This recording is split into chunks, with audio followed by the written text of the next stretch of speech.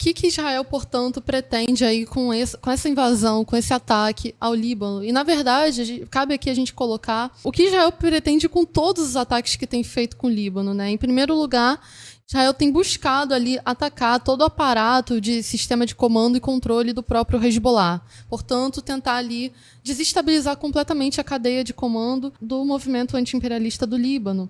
Em segundo lugar, atacar diretamente as capacidades militares do Hezbollah. Não é à toa que eles têm feito todos esses bombardeios e também têm feito todos esses ataques, e mesmo agora uma operação ali que a gente pode desconfiar se é de fato localizada ou não, contra o aparato do Hezbollah ao longo da fronteira sul do Líbano. Em terceiro lugar, que ao deflagrar esses ataques contra os civis no Líbano, como a gente tem assistido, somente no dia de hoje foram 95 pessoas assassinadas, já são mais de 1.000 mortos no Líbano em uma semana, quase 6.000 feridos diante desses ataques de Israel. O que Israel almeja ao atacar civis é aplicar uma pressão interna sobre o Hezbollah. O que isso quer dizer? Jogar as massas libanesas contra o Hezbollah, porque Israel afirma estar atingindo alvos do Hezbollah, tentando atingir alvos do Hezbollah, e com isso criar também uma cisão entre o apoio das massas libanesas ao Hezbollah. Algo que a gente tem percebido, né, e a própria conversa com o doutor Abdel Latif deixou claro de que isso não está acontecendo, pelo contrário, essas massas libanesas têm recrudescido seu apoio. Em quarto lugar, uma tentativa de influenciar a ampla sociedade libanesa para se voltar contra a resistência por meio aí dos seus aparatos de propaganda também. O quinto objetivo é essa crescente mobilização para essa invasão terrestre que já está acontecendo nesse momento no Líbano. Está acontecendo de maneira mais contida, mais focalizada, mas, ao mesmo tempo, continua sendo uma invasão terrestre, continua sendo tropas sionistas contra o território libanês, o que deve ser, de fato, condenado e deve ser denunciado, e, no caso do Hezbollah e de todas as forças da resistência naquela região, combatido até o último soldado sionista. E vale colocar aqui, pessoal, o exército de ocupação sionista, ele já foi expulso do Líbano pelo Hezbollah 2 outras vezes, quando o Hezbollah, inclusive, tinha uma capacidade militar, de efetivo, de contingente de homens e mulheres nas suas fileiras, muito menor. E mesmo assim, com todo o aparato, a geringonça de guerra, a máquina de guerra de Israel, o Hezbollah foi capaz ali de ser vitorioso, de ser vencedor e, de fato, expulsar o invasor sionista.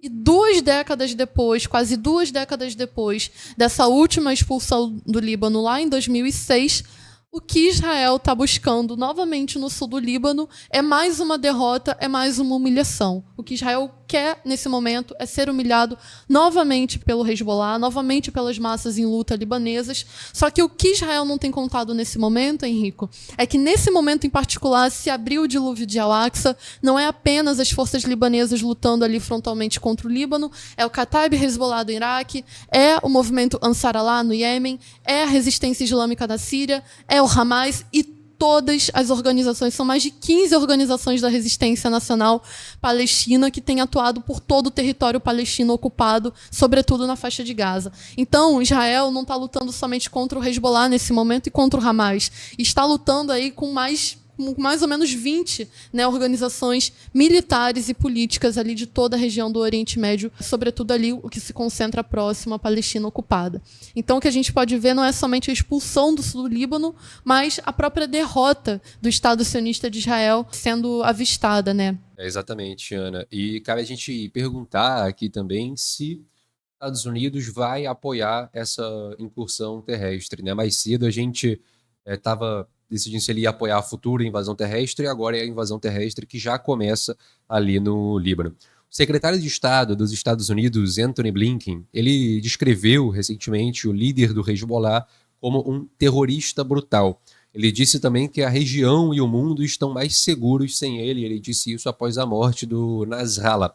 O Blinken, ele declarou seu apoio à diplomacia e ao assassinato de Nasrallah. E aí é quando entra a incongruência. Ele diz também que a guerra não deve escalar no Levante, que as coisas elas têm que ser reduzidas. Ora, ele, ao falar que a região e o mundo estão mais seguros sem o Nasrallah, ele está aprovando a operação terrorista de Israel que assassinou o Nasrallah e que, portanto, coloca mais água na escalada ali dos conflitos no Oriente Médio, mas ao mesmo tempo ele diz que não quer escalada. E por que os Estados Unidos faz esse jogo duplo, né, que a gente pode colocar? Porque os Estados Unidos, por um lado, fala que se deve alcançar um cessar-fogo, fala que a guerra não deve escalar, martela essas posições, mas por outro aumenta o apoio financeiro a Israel. Esses dias mesmo, nessa última semana, os Estados Unidos aprovou mais um pacote de 8 bilhões de dólares para o Estado sionista de Israel. E o que está por trás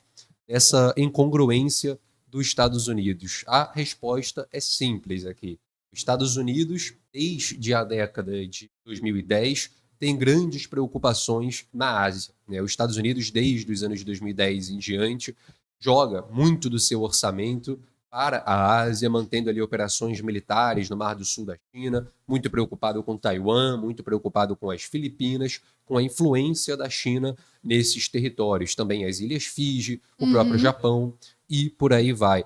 Desde 2010, portanto, os Estados Unidos quer sair do Oriente Médio, ou pelo menos dar aquela região como estável, e focar o grosso do seu orçamento na Ásia. Esse é um primeiro ponto. O segundo ponto que a gente tem que levar em conta é a guerra de agressão russa contra a Ucrânia. Os Estados Unidos também fez, nos últimos anos, investimentos robustos para tentar formar um cinturão antimísseis em torno da Rússia e neutralizar a capacidade bélica e atômica, principalmente, da Rússia. A Rússia lança a guerra contra a Ucrânia como uma forma de responder a essa tentativa de cerco dos Estados Unidos. Então, quando a gente pega em conjunto a situação do mundo, os Estados Unidos têm muita preocupação com a Ásia, sobretudo a China, muita preocupação com o leste europeu e o avanço da Rússia, e, é claro, muita preocupação também com a América Latina, que é um subcontinente em constante ebulição.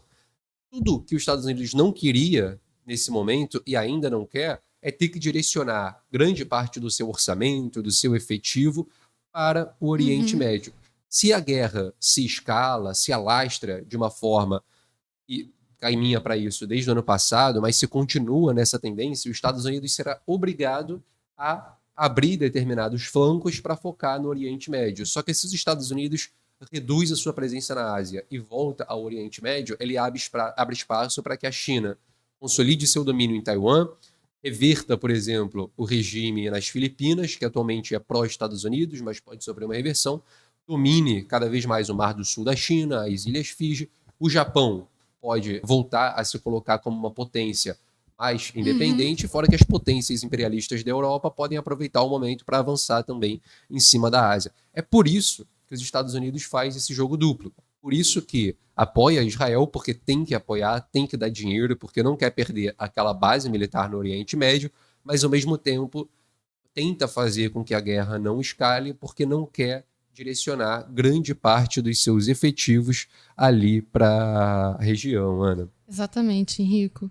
E vale colocar, mesmo nessa invasão terrestre recente lá no Líbano, recente porque está acontecendo exatamente nesse momento, né? Lá agora, Palestina, Líbano já está se adentrando ali, se já não adentrou na madrugada. Então, olha também o momento, né, que Israel espera para poder fazer esse ataque, né? Para poder fazer esse ataque justamente quando as pessoas estão dormindo, porque a gente sabe muito bem, os alvos principais de Israel são os alvos civis nesse momento, para poder causar terror, pânico, como a gente já tem também analisado aqui.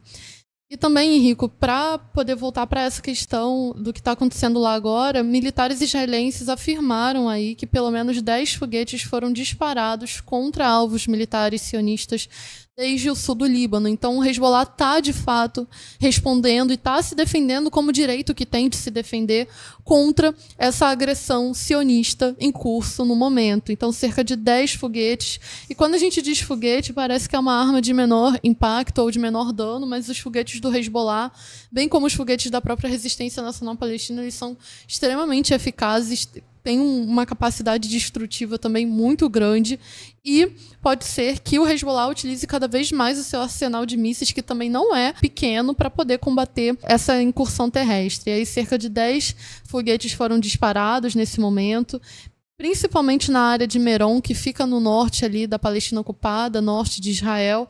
É um dos alvos ali constantes do Hezbollah, principalmente porque tem bases militares muito próximas à fronteira do Líbano. Outra localidade também é Metula, e também toda aquela localidade ali que de fato está fazendo algum tipo de fronteira ou muito próxima das fronteiras do Líbano.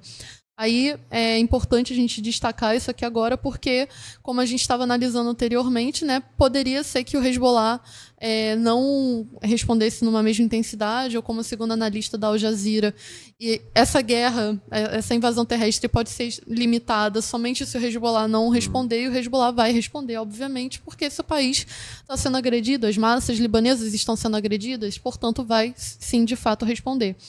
O quanto que essa guerra vai escalar, Henrico, é o que a gente tem que analisar aqui nesse momento, né? Exato, Ana. E mais cedo eu estava conversando também com a Karime Sheaito. Ela é doutora em Relações Internacionais, também mestre em Estudos Estratégicos. E ela é do grupo Desoriente-se. E a gente estava conversando justamente sobre a invasão ali do Líbano, e também sobre os efeitos do assassinato de Hassan Nasrallah em cima das fileiras do Hezbollah. E ela, na opinião dela, ela colocou que vale lembrarmos que o Hezbollah possui um arsenal de, estima-se, 150 mil mísseis e um significativo contingente de homens. Até o momento, ele não utilizou o seu arsenal mais pesado e mais moderno. Ela disse também, sobre uma invasão terrestre, o seguinte: o Hezbollah, criado e treinado a partir de táticas de guerrilha, habitualmente veria a incursão terrestre como um ponto a seu favor. Então, é um tópico que a gente tem que considerar aqui também, e faz parte da nossa análise, a gente conversando com a Karime, e ela coloca essas informações que são, de fato, muito importantes da gente levar em conta. Em primeiro lugar, o Hezbollah tem um contingente muito grande, só de homens ali no sul é de cerca de 70 a 80 mil combatentes já mobilizados.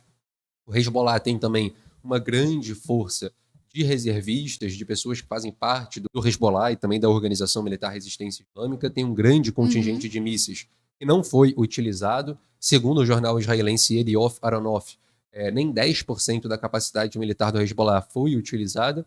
E, como a Karime colocou, o Hezbollah ele foi criado, treinado, desenvolvido em meio à guerra de guerrilhas, em meio a guerras prolongadas contra o inimigo. Portanto, enfrentar essa incursão terrestre será um ponto, na verdade, mais a favor do Hezbollah, que pode, nessas condições, destruir de forma mais poderosa as forças inimigas do que para